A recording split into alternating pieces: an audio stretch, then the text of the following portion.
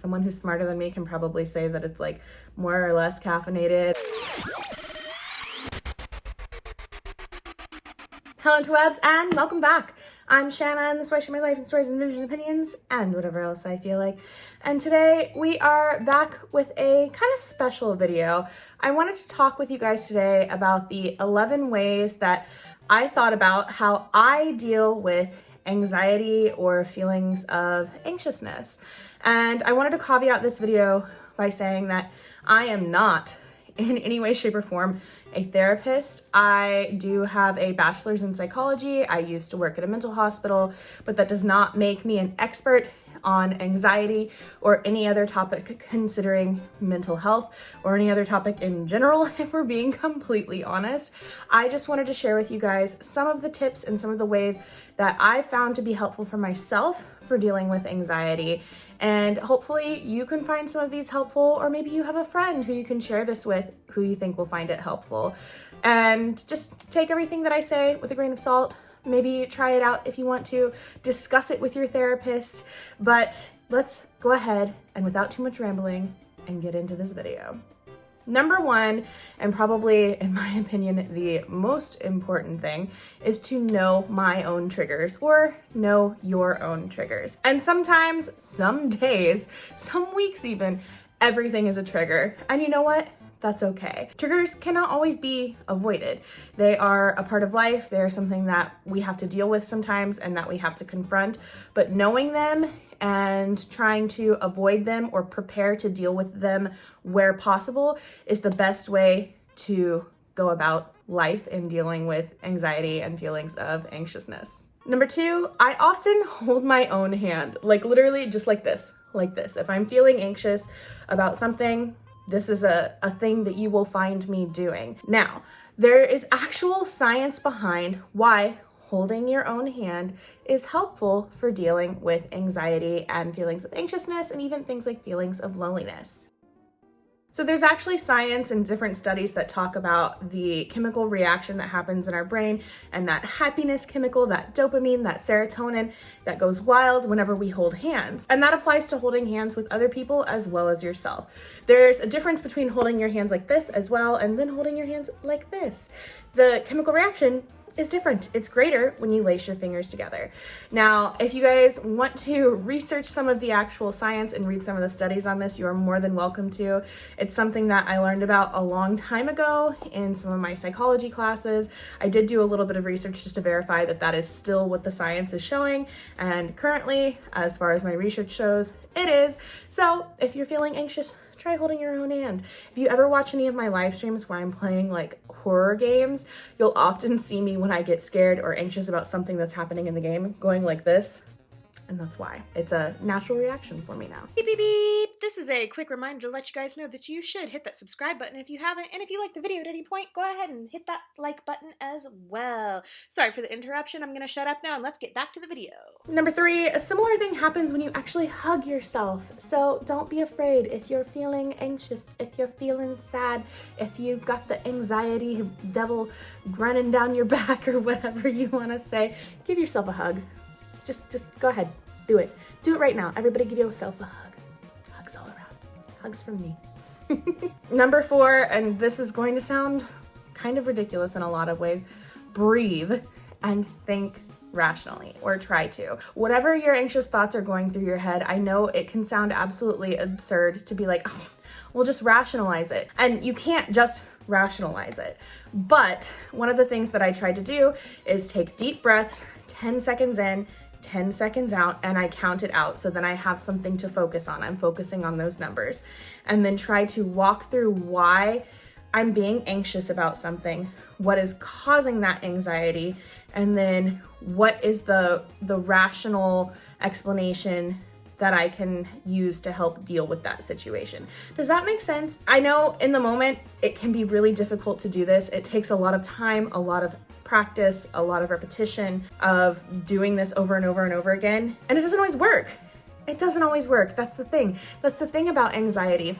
All of these things that I'm telling you, they can be helpful. They can help when you are just feeling slightly anxious, when you are feeling extremely anxious, whatever it is, but they are not a solution all the time. And that's okay. that's okay. As long as you have coping mechanisms that are healthy along the way and you are trying to implement them, then you're doing great. Also, the reason that I say to do like this breathing technique, 10 seconds in, 10 seconds out and counting, rather than meditation, is I know for me personally and for a lot of other people, meditation can actually be anxiety inducing. I have found some guided meditations that I do find really helpful, where there is talking and there's things that they're telling you to focus on, and those are really nice for me. I don't have the problem with that, but I have run into problems with other meditations where it's like, all right, we've got this 5-minute or 10-minute or less meditation, and we're gonna start you off, but then there's just gonna be silence and maybe a few sounds, and you have to sit with your thoughts. And that just, I can't.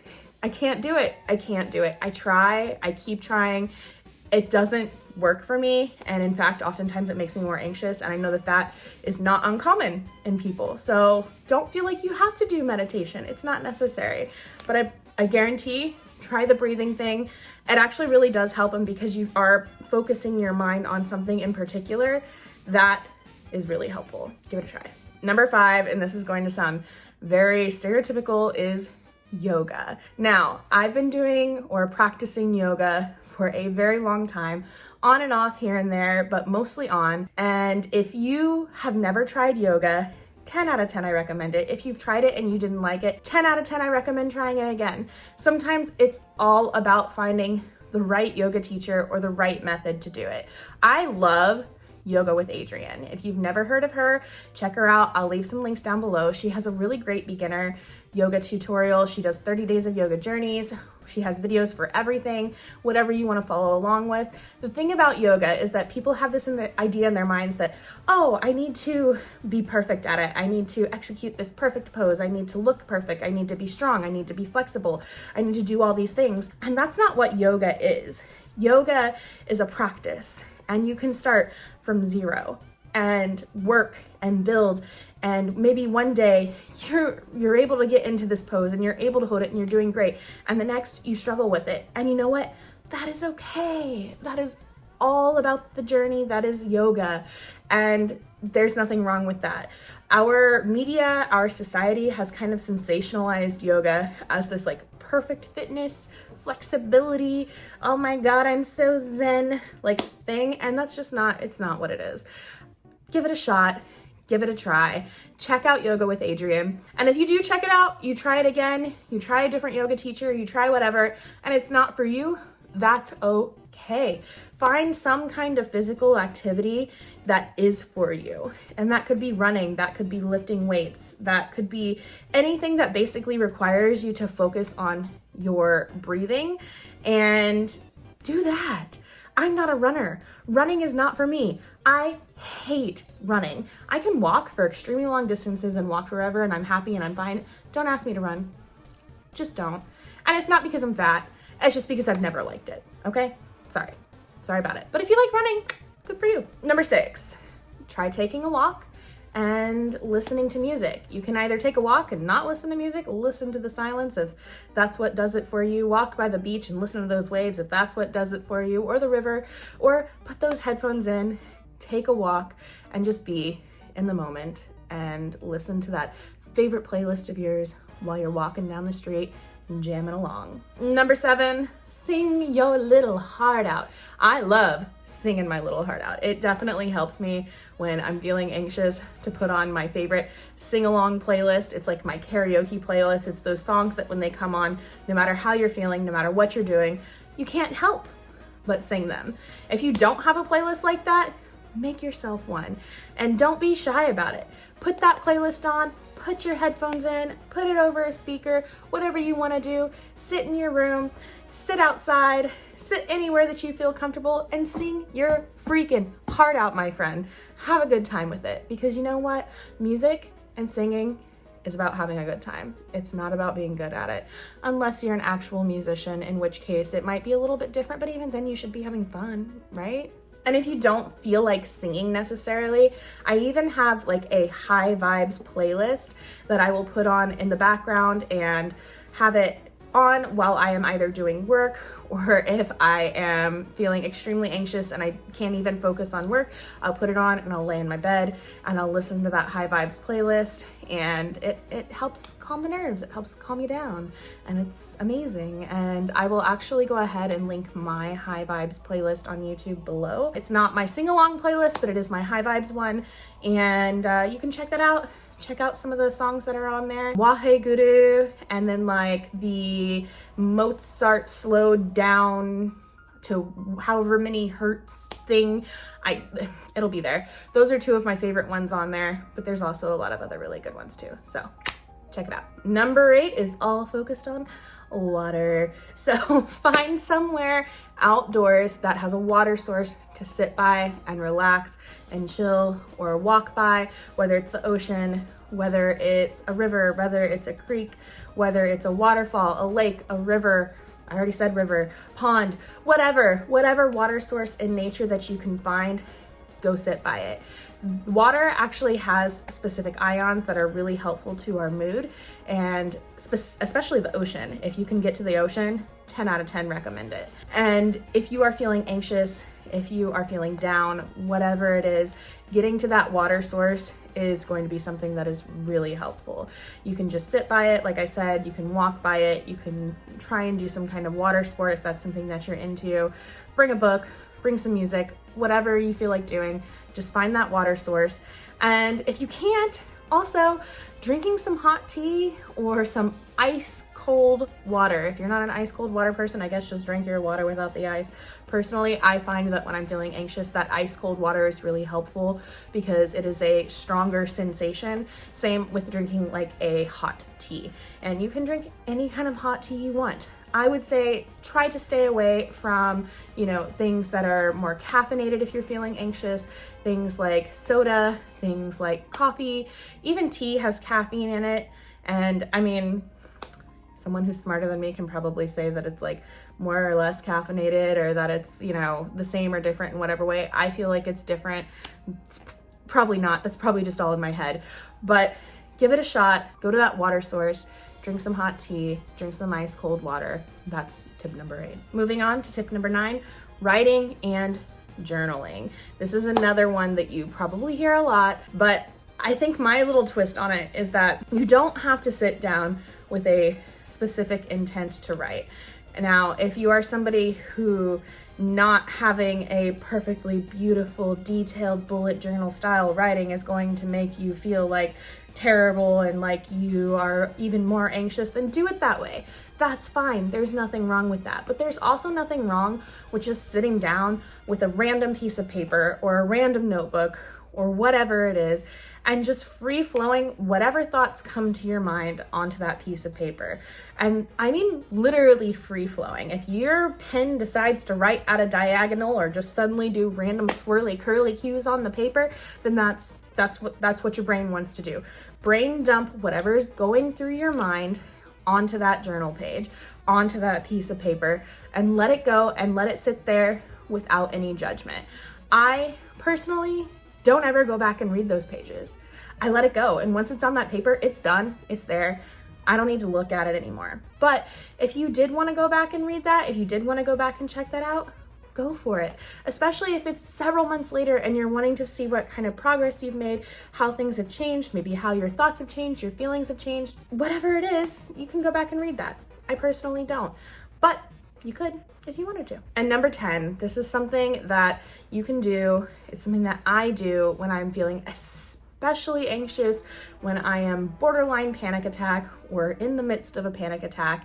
This is something that was recommended to me by a friend of mine who is a therapist, and it's to find 5 things that you can see, 4 things that you can touch, 3 things that you can hear, 2 things that you can smell, and 1 thing that you can taste. Now, when you're in this moment of peak anxiety, pre-panic attack, panic attack, whatever it is, it can be really, really challenging to remember this. And so one of the tips that I heard from my friend, and I've seen other people do, is that they actually write these steps down and they put a note somewhere around them that they're going to see. So if you spend a lot of time at your desk, maybe you have a note on the wall. If you spend a lot of time in the kitchen, maybe you have a note on the fridge. Maybe you make it as a background on your phone. But also something that I find to be helpful is that if you have people you spend a lot of time around who are receptive, who are open, and who are obviously loving and helpful, is to let them know about these steps so that if they are with you, if they are around you, if you happen to be on the phone with them, whenever these feelings are happening to you, when you're going through this, they can just be like, hey, let's talk. 5 things you can see, go. 4 things you can feel, go. And they can help walk you through it. That is also very, very, very helpful. And last on this list, certainly not last overall, and probably not the last of all the things that I do either. It's just the last that I could think of for this particular list. Number 11, hug, pet, love, enjoy, play with an animal. Animals make everything better. And if you don't agree with me, well, sorry, but you're wrong. I honestly feel too, like when your focus is on taking care of something else, whether it's, you know, oh, my dog needs to go on a walk. My dog is worried about something. My dog needs fed. My dog needs played with. That it's hard to focus on anything else because your focus and your care is going into this other creature that needs you, that can't survive without you. Maybe it can, but doesn't want to, or wouldn't be thriving as much, or wouldn't be as happy.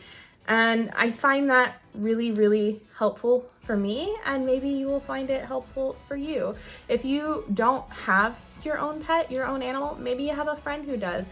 Maybe you can go to the local pet shelter and do some volunteering or hang out with some animals there. Maybe you're lucky enough to live somewhere that has a cat cafe, a dog cafe, a reptile cafe, some kind of animal cafe that you can go hang out at. Or maybe you just want to go out in nature and hug a wild animal. Maybe don't recommend that. Don't go hugging any bears or panthers or wild animals because you could probably get hurt or get in trouble or hurt the animal. There's reasons, lots of reasons. Don't do that, but definitely give this one a shot if you haven't. So like I said, I am not a therapist. I am in no way an expert in any of this. I just wanted to share some of the ways that I help myself deal with anxiety and the feelings of anxiousness. And like I said as well, this is not an exhaustive list. This is not everything that I do. These are just the first 11 things that I thought of to share with you. But if you have any special ways that you like to use to deal with anxiety or feelings of anxiousness, feel those, share those down in the comments below. Let's have a discussion about this. Remember to be kind down there and let me know what you guys think about this video. But guys, that pretty much wraps it up for this one. I hope you guys liked it. If you did, please make sure to like, comment, subscribe. And if you don't know what to comment down below, leave some rainbow emojis. If you don't have the rainbow, leave just a bunch of different colored hearts or something. But I like the rainbow emoji. Not only does it help out my channel a lot, but it lets me know that you were here. It gives us a chance to chat. It lets me know you made it to the end of the video. And of course, I just love to see your faces down there. If you want to know a bit to help out my channel, down below there are links to my website, my merch store, and my Patreon. There's zero obligation to check any of those out, but if you want to, you can. Thank you guys so much for watching. I appreciate all of you so very much. Remember to stay Genki AF, and I will see you next time. Bye! Oh, hello there. Yes, this is me casually drinking from my Genki AF merch because I don't have any bloopers to share. But if you like my cup or my shirt or some leggings or some socks, there's links in the description below. Be Genki and enjoy your coffee or tea or water or whatever else you like to drink from mugs.